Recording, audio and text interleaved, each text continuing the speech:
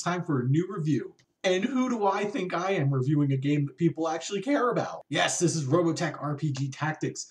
And I bought into the Kickstarter for this like 2 years ago, and it's been a bit of a ride. So for those who aren't familiar, this game is no stranger to controversy and frustration and headaches and just absolute pure rage. I mean, there was delay after delay after delay, and then there was the whole Palladium wanted to sell it to people at Gen Con before it got in the hands of the backers and blah, blah, blah.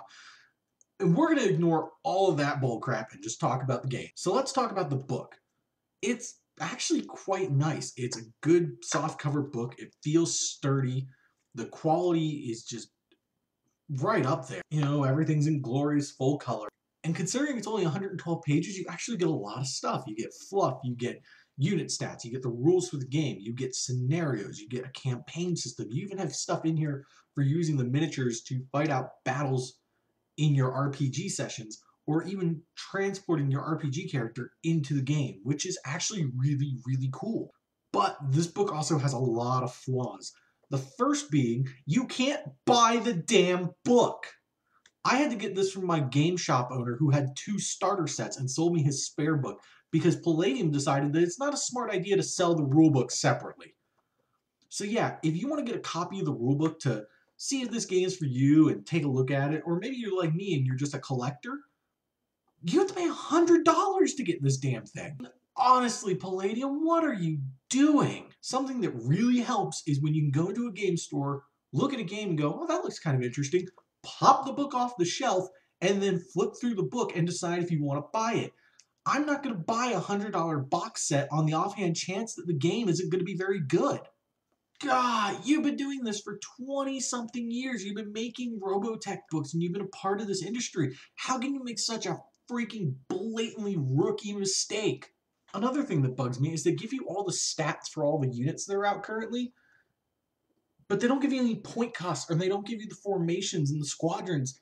So these stats are essentially worthless because you don't know how this model is actually going to interact with other models because you don't know how it comes in squadrons. Put those in. That's kind of important. One thing you should be able to do with the rulebook is build an army out of it. You shouldn't have to go out and buy unit boxes to then find out you need to buy another 2 unit boxes to actually make a unit.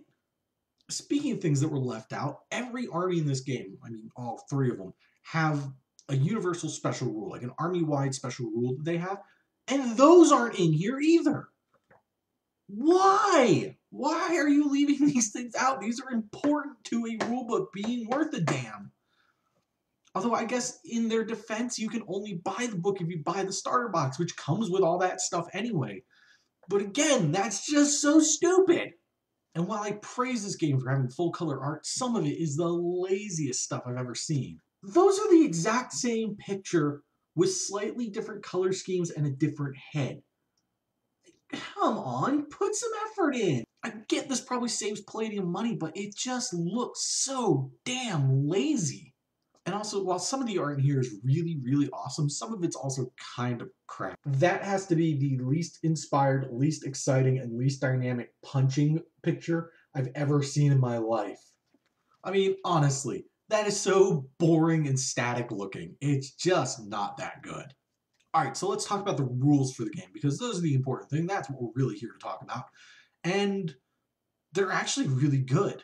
They only take up about 22 pages or so, which makes them seem really short, but I actually kind of like that. The game doesn't feel bloated and overcomplicated. So every model has a set of stats. They have speed, piloting, gunnery, and defense.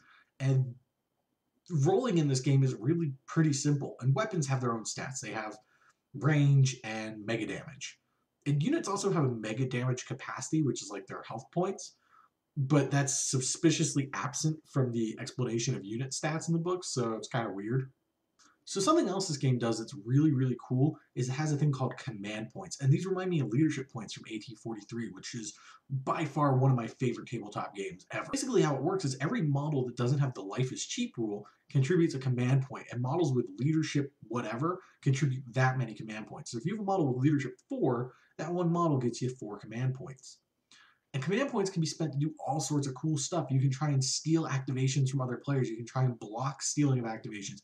You can increase the speed of your models. You can use it to use special abilities. You can use it to do different melee attacks. You can use it to just do all sorts of cool stuff like shoot other weapons. So the command points actually play a big role in the game, and maximizing how many you get and then being smart about how you use them is a big part of the game, and it adds resource management, which I really like. So the game is broken into two sections. You basically have the command phase and the action phase. And the command phase is where you refresh your command points and you use pre-action special abilities and stuff like that.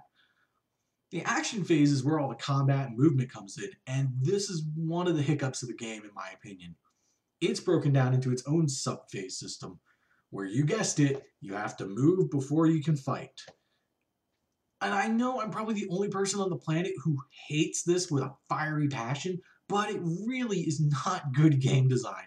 Especially in a game like this where everything's kind of supposed to be fast and quick and, boom, boom, boom, boom, boom, robots and missiles. So to force players into a set move and then attack really feels restrictive, and I just don't like it. I've never liked it.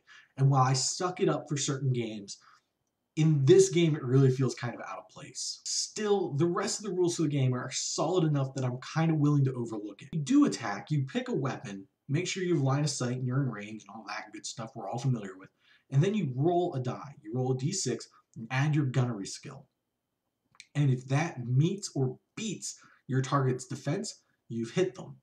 This is where things get really interesting, because the target then has options for what it can do. It could spend a command point to attempt to dodge, where they roll a d6, add their piloting skill, and if they meet or beat the attacker's roll, including modifiers, they've dodged the attack. So this is actually really cool, because it means even weak little battle pods for the Zentradi have a chance to not die instantly, considering how much damage stuff like Valkyries can put out. The cool thing is if they fail that, you can still spend another command point to roll with impact, quote unquote, and this halves the damage that you take. So it's a lot of resource management, because you have to figure out, is it worth using your command points to save that model?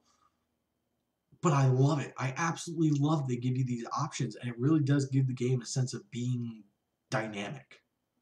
You can also get a bonus called Close Formation, where if models are within 2 inches of each other, they get this bonus. And it's really cool because it gives them a +1 to their shooting.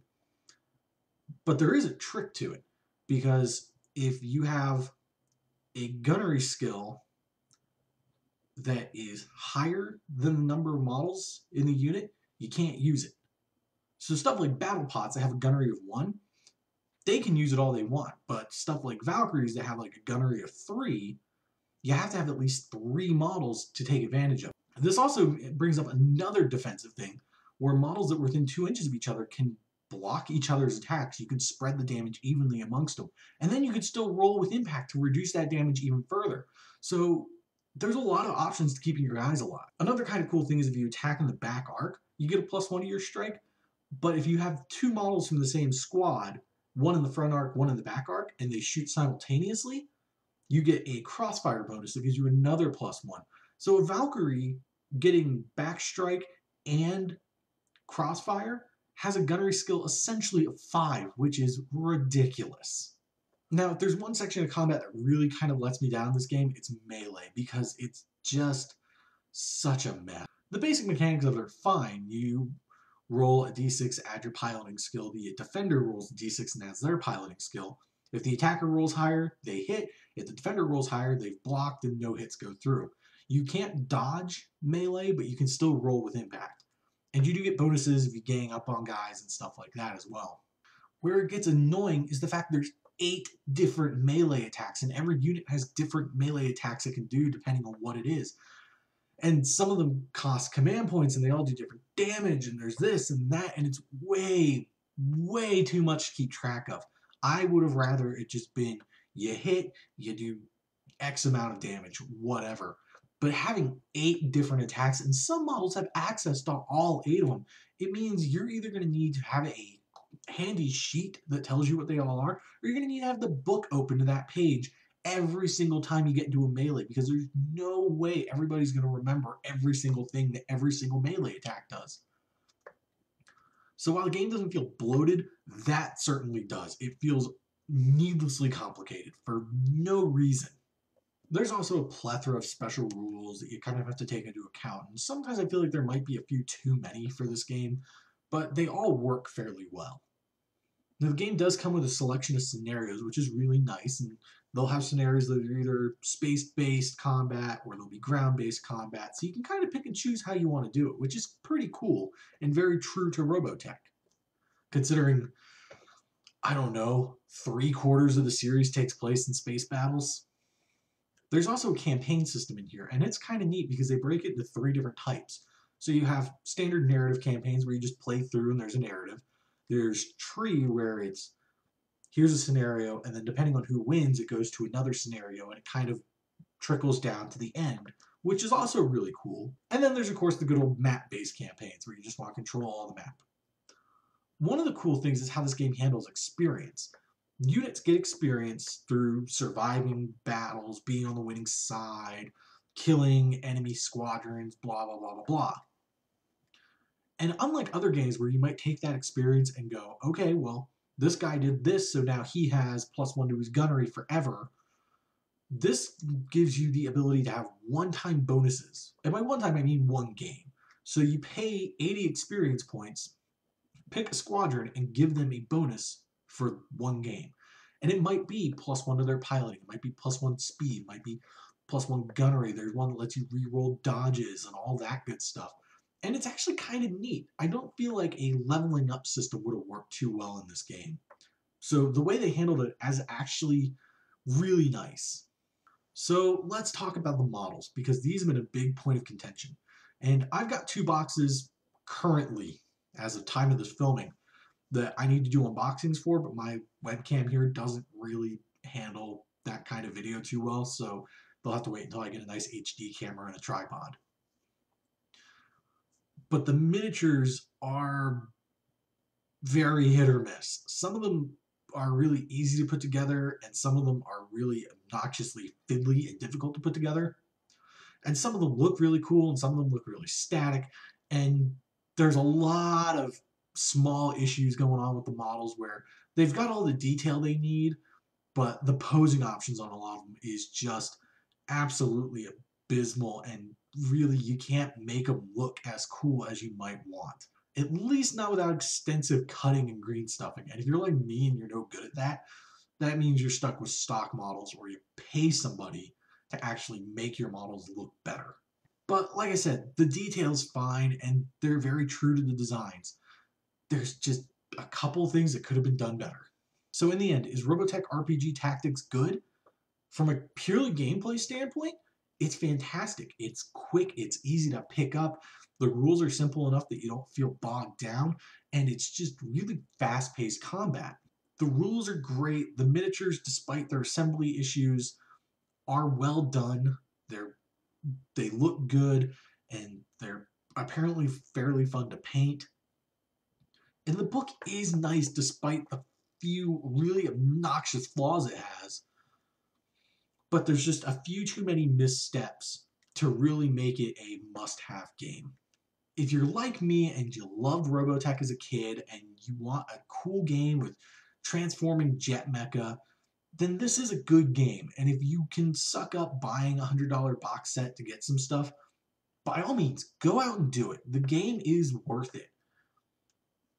But if you're like me and you just kind of want the rulebook and a couple of units so you can just go from there, because you only want to play, say, Zentradi or UEDF, and you don't want to find somebody buy the other half of a starter box from you, wait. Wait and see if either you can find this on eBay, or you can find it from somebody who has multiple starter boxes, or I don't know, maybe Palladium will actually finally sell this separately like a common sense using company would. So at the end of the day, it's kind of hard to say whether or not I recommend it. It's a good game, but just some little decisions really hamper it. And if you can find somebody who's planning to give you a demo, I highly suggest sitting down and getting a demo and trying it out. Like I said, the rules are great. Just Palladium well, they're a little dumb sometimes. So that's it for this one, everybody. Thanks for watching. Don't forget you can check out the links below to follow us on Facebook and on Twitter. We will have more reviews coming your way. Like I said, I've got unboxings for some Robotech stuff, and I've got more Robotech stuff coming. And I've got other reviews planned for the future, so be sure to keep it here. Thanks again for watching, and I'll see you guys next time.